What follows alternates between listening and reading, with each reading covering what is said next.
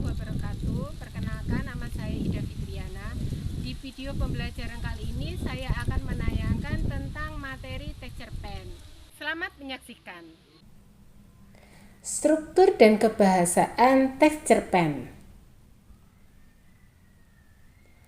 Kompetensi dasar 3.6 menelaah struktur dan aspek kebahasaan cerita pendek. Tujuan pembelajaran 3.6.1 mengidentifikasi struktur teks cerita pendek. 3.6.2 memahami struktur dan kebahasaan cerita pendek. Struktur texture pen. Yang pertama, orientasi. Struktur yang kedua, rangkaian peristiwa. Struktur yang ketiga, komplikasi.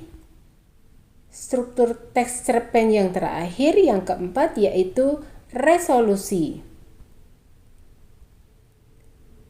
Di bagian orientasi, bagian ini berisi tentang pengenalan peristiwa, latar, tokoh, dan penokohan sebelum masuk ke dalam cerita inti.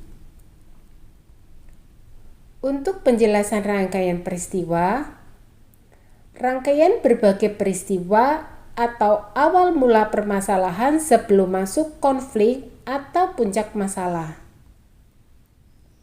Komplikasi.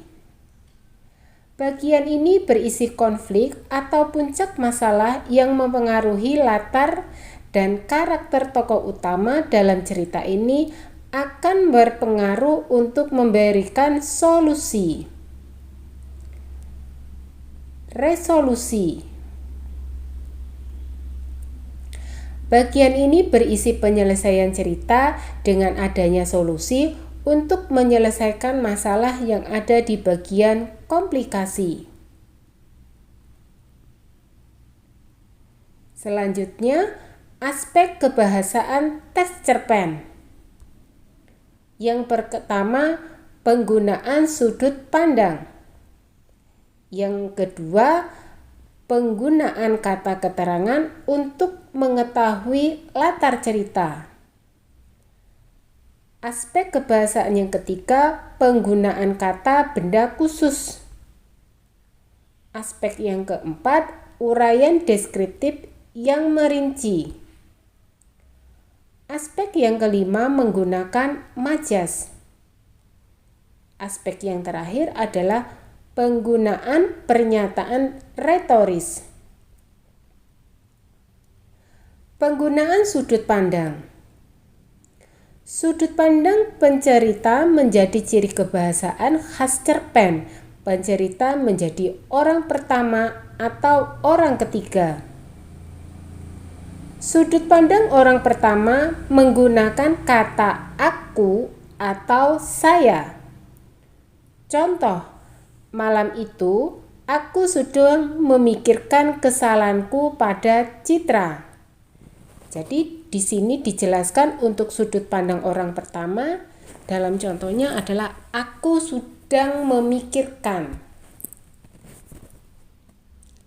Yang kedua, sudut pandang orang ketiga serba tahu. Maksudnya, di mana pencerita mengetahui seluruh isi cerita. Contoh, sejak ayahnya meninggal seminggu yang lalu, ia menjadi lebih pendiam. Jadi di sini dijelaskan adalah sejak ayahnya meninggal seminggu yang lalu. Sudut pandang orang ketiga sebagai pengamat. Maksudnya, di mana pencerita hanya mengetahui isi cerita sebatas pengetahuannya saja. Contoh, entah mengapa sejak seminggu lalu ia menjadi lebih pendiam. Jadi, untuk sudut pandang orang ketiga sebagai pengamat yang digarisbawahi entah mengapa sejak seminggu lalu.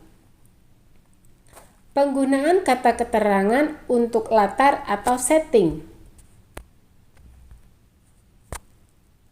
Beberapa dialog dapat digunakan untuk mengetahui latar waktu, waktu kini, atau waktu lampau. Contoh, bagaimana bisa aku pergi di tengah gelap?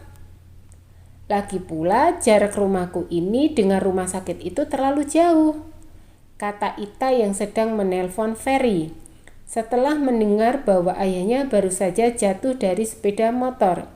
Jadi di sini penjelasannya untuk latar waktu di tengah gelap. Sedangkan untuk waktu kini atau waktu lampau adalah rumahku ini. Penjelasannya di bawah latar waktu malam atau di gelap atau keterangan waktu. Sedangkan latar tempat rumah atau rumahku ini, keterangan tempat. Latar suasananya yaitu khawatir atau keterangan suasana. Penggunaan kata benda. Kata benda khusus pilihan kata yang bermakna kuat dan bermakna khusus, misalnya kata beringin atau trembesi dibanding pohon. Uraian deskriptif yang rinci.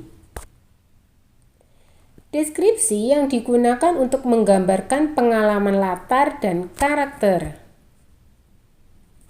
Misalnya, bau yang seperti apa yang bisa didengar, dilihat seperti apa, rasanya seperti apa, dan lain-lain.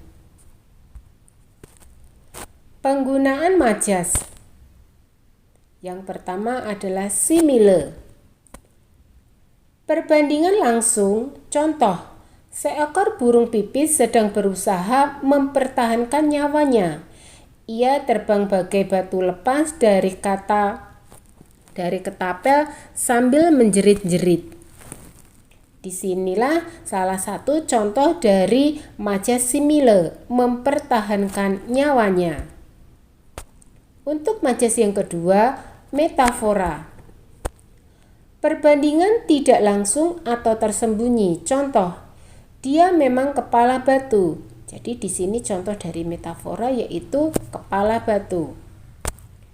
Untuk penggunaan majas yang ketiga adalah personifikasi, yaitu membuat benda mati seolah-olah seperti benda hidup.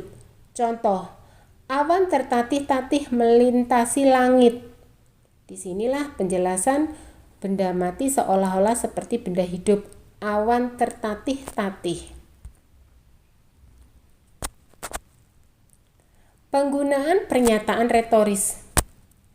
Penggunaan pernyataan retoris sebagai teknik melibatkan pembaca.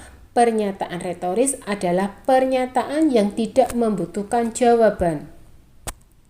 Contoh, apakah aku harus menemuinya? Sedangkan dia sedang sedih karena ucapanku tadi siang.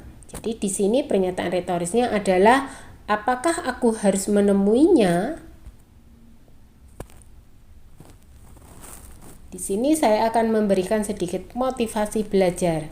Pendidikan bukan cuma pergi ke sekolah dan mendapatkan gelar, tapi juga soal memperluas pengetahuan dan penyerap ilmu pengetahuan. Ini saya kutip dari Syakuntala Devi.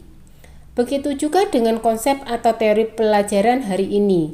Kita harus memahami bahwa struktur dan ciri kebahasaan teks cerpen tidak bisa dipisahkan karena mempermudah membedakan satu teks dengan teks yang lainnya.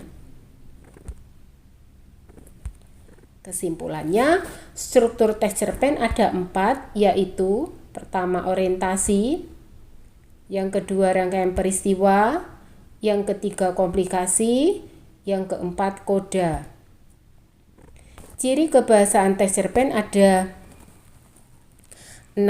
Yang pertama penggunaan sudut pandang, penggunaan kata keterangan untuk mengetahui latar cerita, penggunaan kata khusus, uraian deskripsi yang rinci, penggunaan majas, penggunaan pernyataan retoris. Terima kasih. Sekian pembelajaran kita kali ini. Kurang lebihnya mohon maaf. Wabillahi taufiq wa hidayah. Wassalamualaikum warahmatullahi wabarakatuh.